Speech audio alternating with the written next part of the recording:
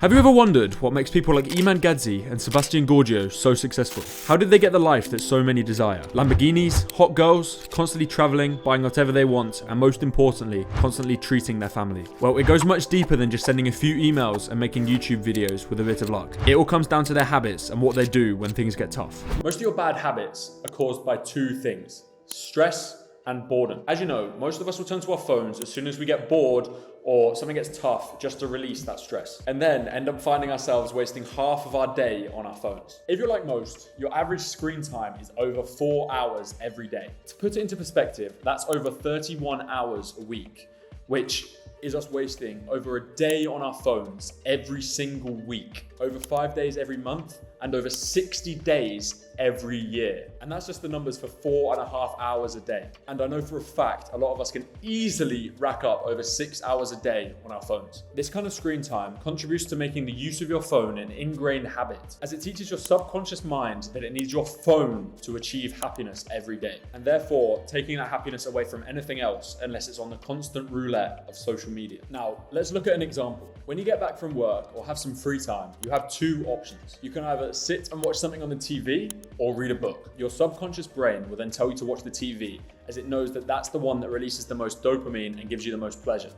As soon as you've taken the pleasure of watching the TV once, your brain will try and simulate that feeling again and again until we develop an urge for it, and that is when the addiction kicks in. This is why it's so hard to stop an addiction to something, whether that be smoking, drugs, or social media, as your subconscious brain wants you to keep coming back for more and more, and it is so difficult to get rid of that. Our brain doesn't know what's good for us and what isn't. It simply just knows what gives us more or less dopamine when we consume it. Basically, all it sees is the potential of pleasure without any context. This is why people like gambling and drug addicts are so willing to tear their life apart in search for that next win, and that one hit of dopamine again and again and again. Social media apps are literally built to be as addicting as possible, constantly bringing you back for more, spiking your dopamine every time you get a notification or just scroll through your feed.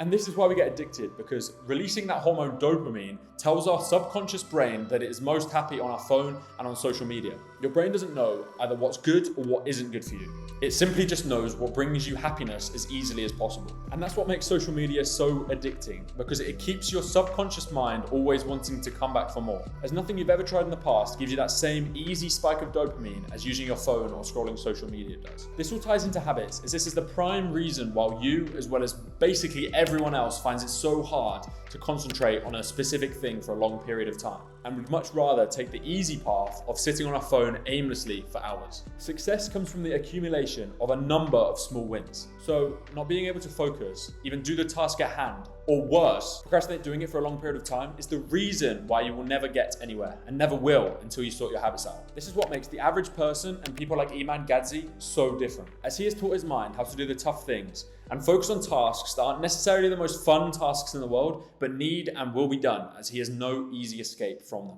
Now, it's nice knowing all of this information, and you now probably want to cut your phone screen time down significantly. But what good is this information if you can't do anything with it? So, here are 5 ways to eliminate your bad habits and fully focus on the tasks that need to be done. Each of these is equally as important as the other. So if you miss one, take it from me, you probably won't ever be able to eliminate any bad habit. But if you start doing the last tip, you'll probably be able to eliminate any bad habit instantly. Plan for failure. As you know, we all slip up every now and then.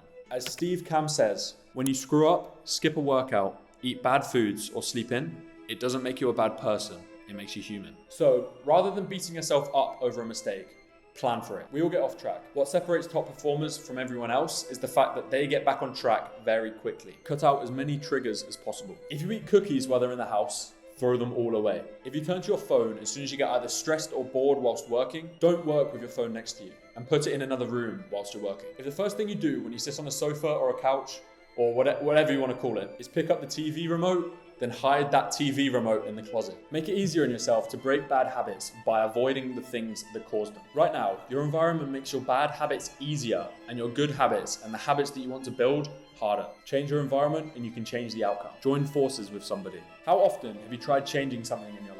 Whether that be breaking a bad habit or building a new one. Maybe you quit drinking, but you kept it to yourself. That way, no one will see you fail, right? Instead, pair up with someone and quit together. That way, the two of you can hold each other accountable and celebrate your victories together. Knowing that someone else expects you to be better is a very, very powerful motivator. Visualize yourself succeeding. See yourself throwing away bad food, buying healthy food, or waking up early. Whatever the bad habit is that you're trying to break, visualize yourself crushing it, smiling, and enjoying your success. See yourself building a new identity before it comes into fruition. And finally, the most important tip of them all. You don't eliminate a bad habit, you replace it with a new one. At the end of the day, a habit is in your life as in some way the behavior provides benefit to you, even if it's bad for you in other ways. For example, opening up your email inbox as soon as you open your computer might make you feel connected. But at the same time, looking at all of those emails destroys your productivity, divides your attention, and overwhelms you with stress. But it prevents you from feeling like you're missing out, and so you do it again. And due to the fact that these habits offer some sort of benefit to your life,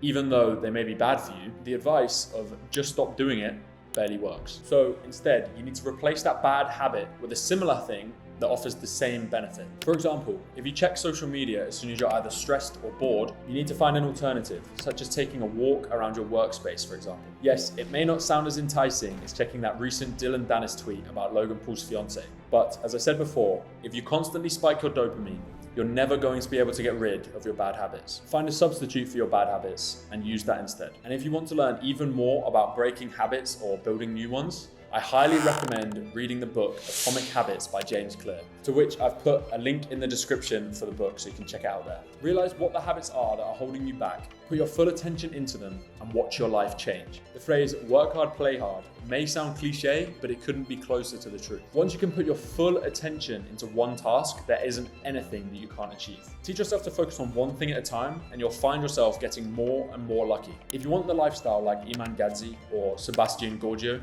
nothing comes without hard work and doing the tasks that you simply want to do the least, as those will always get you the furthest. I recently wrote a blog post about this exact topic, which you can check out in the description below. It is on my Medium as well as my newsletter. I have a newsletter that I release every single Sunday, so if you want to sign up to that, you can do so in the description.